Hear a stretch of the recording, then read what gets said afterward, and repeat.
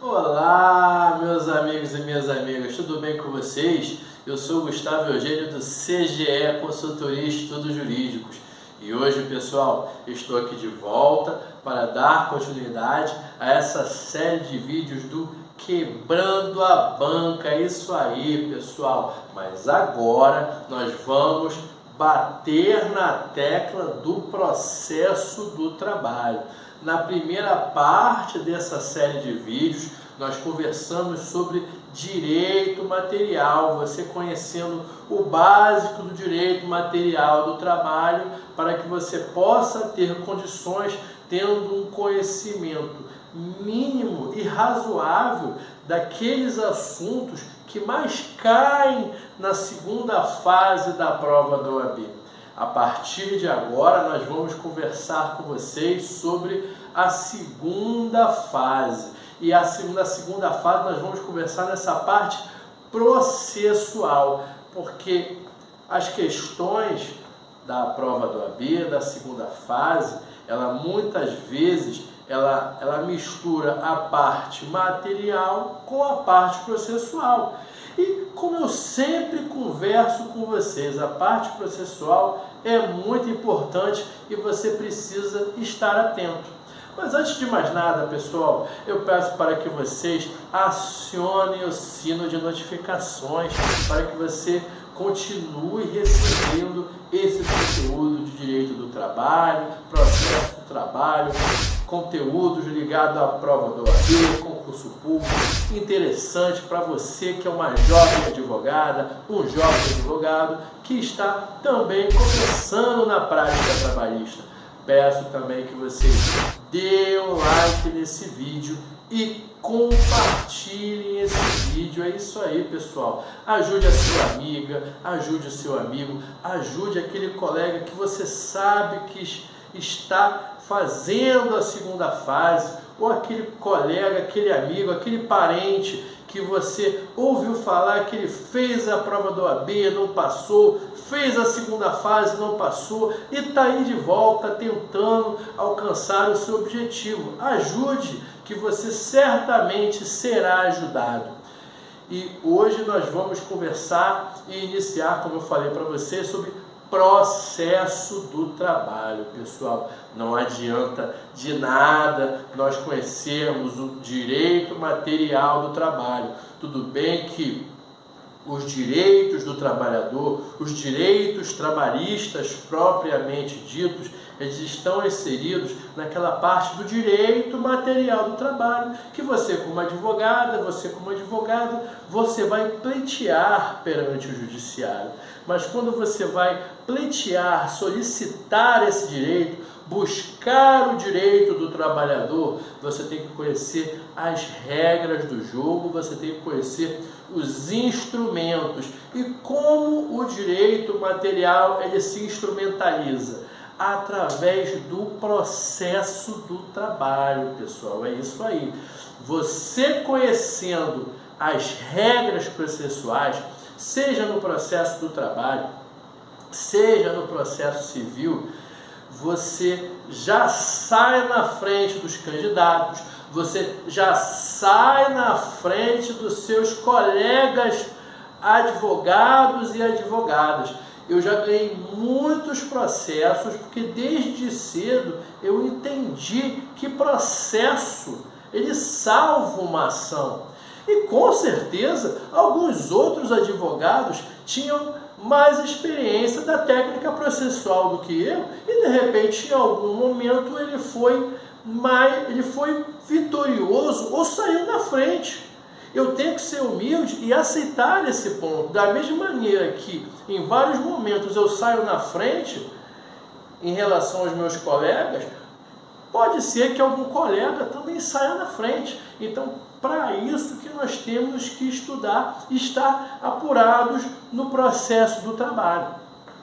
E hoje nós vamos conversar sobre substituição processual.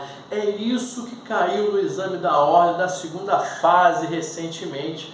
ele gostaria de saber o seguinte: se você conhece o Instituto de Substituição Processual, e quando você vai estudar o Instituto de Substituição Processual, você realmente vai pegar a doutrina trabalhista, vai pegar a CLT, você vai estudar substituição processual, mas saiba que tanto substituição processual quanto qualquer outro tema ligado a processo do trabalho, ele vem do processo civil.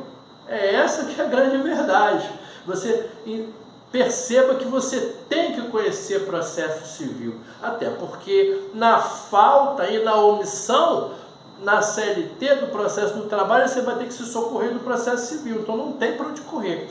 E você vai conhecer o Instituto da Substituição Processual lá no artigo 18 do Código de Processo Civil, antigo artigo 6º do Código Civil de 1973.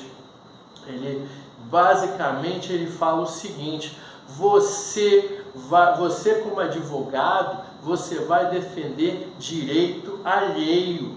O direito em jogo ali na justiça do trabalho ou na justiça do civil não é um direito do advogado, é um direito do cidadão. Aquele cidadão vai outorgar uma procuração para você, porque o direito perseguido, o direito pleiteado é do autor, é da autora, é do reclamante, só que ele não tem os requisitos necessários para atuar no judiciário. Quem tem os requisitos necessários para atuar? O advogado. Não à toa o advogado ele tem previsão constitucional lá no artigo 133 da Constituição da República.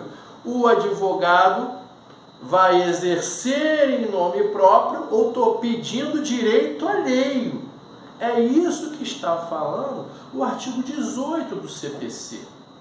E por que eu preciso mostrar para você que o advogado, por mais que o direito não seja do advogado, não seja do patrono da causa, ele tem essa autoridade para atuar no judiciário? Primeiro, como eu disse, previsão constitucional, artigo 133.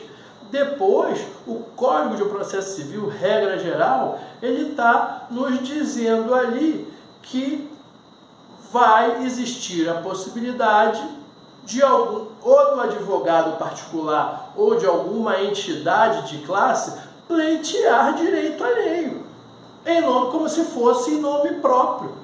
É isso que ele está falando ali. E já mostra para você, já dá ali o alicerce para que você entenda a sua atuação como advogada, como advogado. Você não está ali buscando direito seu, você está ali buscando direito de outra pessoa. Inclusive isso, para que fique na nossa cabeça, é de extrema responsabilidade. Olha a responsabilidade que nós advogados temos. Então você percebe pelo artigo 18 do CPC o início do estudo dessa substituição processual. E o que o examinador ele queria saber? Lá quando nós conversamos sobre a primeira fase, falamos de insalubridade, dessa questão, se eu não me engano, lá da prova do 33º exame de ordem, se não me engano. Ele primeiro falou da questão da insalubridade. Falou que aquele trabalhador trabalhava num banheiro de aeroporto, tinha uma alta demanda, uma alta movimentação, ele ia limpar aquele banheiro 5 vezes ao dia, se não me engano, e recebia o direito à insalubridade. Aí na segunda pergunta, como eu disse para vocês no início dessa aula aqui, muitas vezes o examinador, ele em alguma questão, ele faz, por exemplo, assim, questão 1A, ele fala de direito do trabalho. Questão 1B, ele fala de processo do trabalho. Em algumas outras questões, ele pode falar só de direito material ou também só de processo do trabalho. Nesse caso, ele preferiu dividir a pontuação perguntando direito material e depois sobre processo do trabalho. E qual foi a pergunta dele? Ele falou que teve a ação, falou que teve a instrução processual, falou que teve tudo isso depois da instrução processual. Foi aberto o prazo para razões finais antes da sentença e ele disse que o advogado, patrono do autor, faleceu. E ele perguntou para o candidato, para você candidata, para você candidato. Nesse caso específico, existe possibilidade de alguma entidade de classe entrar como substituto processual? Era isso que o examinador queria saber. E por isso que eu estou entrando aqui, começando a conversar sobre o artigo 18, dando uma introdução à substituição processual, demonstrando que nós, advogados, temos essa possibilidade de atuação. Mas será que é só o advogado que defende direito alheio em nome próprio, como diz os termos da legislação? Não, não é só o advogado. O sindicato também goza de tais poderes. E é por isso que, ultrapassado o artigo 18 do CPC, nós vamos para um outro artigo, um outro código muito importante, que é a Constituição da República. Nós vamos lá no artigo 8º, inciso 3º da Constituição da República. O que ele vai dizer esse artigo? Eu sempre digo para vocês que, além de estudar processo civil, o advogado e a advogada precisam conhecer a Constituição da República, porque a Constituição da República, meus amigos e minhas amigas, está no topo da hierarquia normativa pátria. Todas as leis, elas têm que se submeter à Constituição da República. Então você precisa conhecer. E aquele início, quando nós falamos de direitos sociais, lá no artigo 8º, ele começa a falar de direito do trabalho, mas detidamente sobre sindicato. O artigo 8º ele fala muito sobre sindicato. Então, ele já vai mostrar ali no inciso 3º do artigo 8º que cabe ao sindicato a defesa dos direitos dos seus associados. O sindicato tem essa prerrogativa de assistir o trabalhador. É uma das características do sindicato, defender o trabalhador. Defender o trabalhador daquela categoria. Então, nessa nossa conversa aqui, você já sabe que direito alheio em nome próprio pode ser exercido tanto pelo advogado profissional liberal, como pelo sindicato classista, sindicato daquela atividade profissional. Estamos indo ponto a ponto, estamos chegando a esse ponto. Além do artigo 8º, provavelmente no seu vade-mecum vai ter remissão ao artigo 513 da CLT. Quando nós conversamos sobre sindicato, nós vamos lá para o artigo 513. E o artigo 513, ele vai nos mostrar ali quais são as prerrogativas outorgadas ao sindicato. O que o legislador autorizou ser da competência do sindicato. E adivinha o que o legislador outorgou no artigo 513, a linha A da CLT? O direito de representar os trabalhadores daquela categoria profissional, daquela categoria sindical. Perceba que está na Constituição da República e também está na consolidação das leis do trabalho. Então você já sabe agora, já está massificado na sua cabeça que o sindicato pode defender direito alheio em nome próprio, como dizia a expressão do antigo artigo 6º do CPC, e também essa é a mesma linha de raciocínio do artigo 18 do Código de Processo Civil. Até aí, você já pegou. Eu poderia muito bem dar a resposta para você de cara, Mas não adianta eu te dar a resposta, não adianta você simplesmente decorar a resposta. Você precisa entender, para que a gente não passe vergonha numa audiência trabalhista, pessoal, a gente tem que entender o raciocínio jurídico. E é por isso que eu fui ponto a ponto falando a norma do CPC, a norma da Constituição, fui do CLT. E outra coisa, quem te garante qual é o gabarito? Você sabe se o padrão de resposta vai ser esse padrão de resposta que eu vou falar agora? Você sabe se seria o padrão de resposta o gabarito do artigo 8º da Constituição? Ou se era 18 do CPC? Ou se é o 513? Se eu não me engano, nesse padrão resposta, isso acontece muito no padrão de resposta, quando é oferecido, quando é divulgado pela banca examinadora. Às vezes ele coloca assim, artigo 18 do CPC, ou artigo 513 da CLT, ou artigo 8º da Constituição Trabalhista, da Constituição da República, ou, às vezes é ou. Muitas vezes é e. Aditivo, adição. Não se surpreenda se o examinador, no padrão de resposta, colocar assim, artigo 18 do CPC e artigo 513 da CLT, ou artigo 8º, inciso 3 da Constituição. Você sabe qual o padrão de resposta que o examinador vai perguntar? Não, você não sabe, eu não sei nem se ele sabe. O que eu sei e o que ele sabe, o examinador, é o seguinte, que ele vai dificultar a sua vida. Isso eu tenho certeza, que ele não está aqui para te ajudar, ele está aqui para te atrapalhar, ou melhor, ele está aqui para saber se você conhece direito do trabalho, processo do trabalho, direito constitucional. Ele quer saber se você está preparado para ser advogado, Então ele vai a fundo na pergunta. Então eu preciso construir todo o raciocínio jurídico para você ter a vasta possibilidade de fundamentação jurídica, que se você não acerta um, você acerta outro.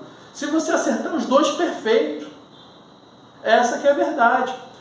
E por fim eu vou terminar com a OJ, que na minha visão era a resposta certa, inclusive estava no gabarito da segunda fase do 33º exame de ordem, que é a orientação jurisprudencial 121 do TST. A ementa fala, substituição processual, pedido de diferenças salariais de insalubridade. Eu não comentei quando conversei sobre o enunciado, mas ele perguntava isso, ele perguntava se naquele caso poderia ter a substituição processual para ter o pedido de diferenças salariais, que de forma até coletiva, se não me engano, lá no enunciado.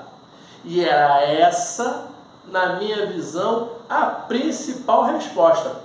Todos esses padrões de resposta, todas essas normatizações aqui, todos esses artigos estavam contidos no padrão da resposta. Que fique claro isso. Depois você procura na internet lá que você vai achar isso.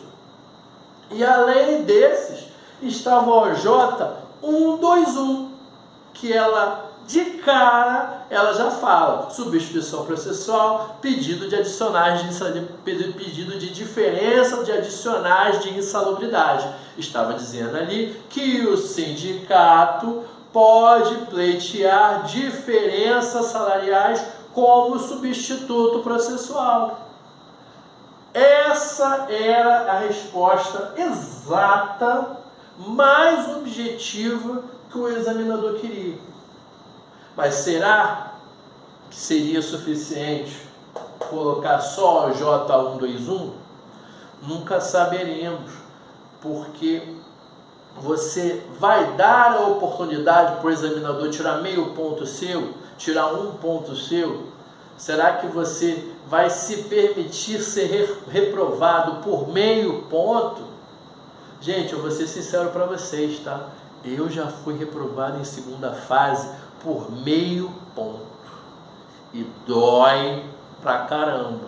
Para mim, foi catalisador de força de vontade e falou: eu vou estudar, né? Vou passar nessa prova, nem que seja a última coisa que eu faça, mas eu vou passar. Botei na cabeça, eu vou passar, ninguém vai me impedir. Com todas as dificuldades que eu tive, cada um tem as suas dificuldades, eu consegui passar. Então você também vai conseguir. Mas não fica por meio ponto. Então, se você conseguir, vamos imaginar, se você tivesse colocado todas essas possibilidades de padrão de resposta, será que você ia perder ponto? Existe possibilidade? Existe, mas eu acho difícil. Você provavelmente ia conseguir gabaritar essa questão. E é esse o nosso objetivo aqui. A gente não vai conseguir aprender direito do trabalho, processo do trabalho, em um mês, pessoal. Isso é impossível. Provavelmente são 3 anos de direito do trabalho e processo do trabalho. Você não vai aprender isso em 2 semanas, 1 mês e meio. Não vai. Só que você tem que chegar preparado, conhecendo o básico e um pouco além do básico. Tudo bem, pessoal? Eu espero que vocês tenham gostado dessa aula, gostado desse conteúdo de processo do trabalho. Peço que vocês deem um like, compartilhem esse vídeo e eu desejo a vocês um grande abraço e até a próxima.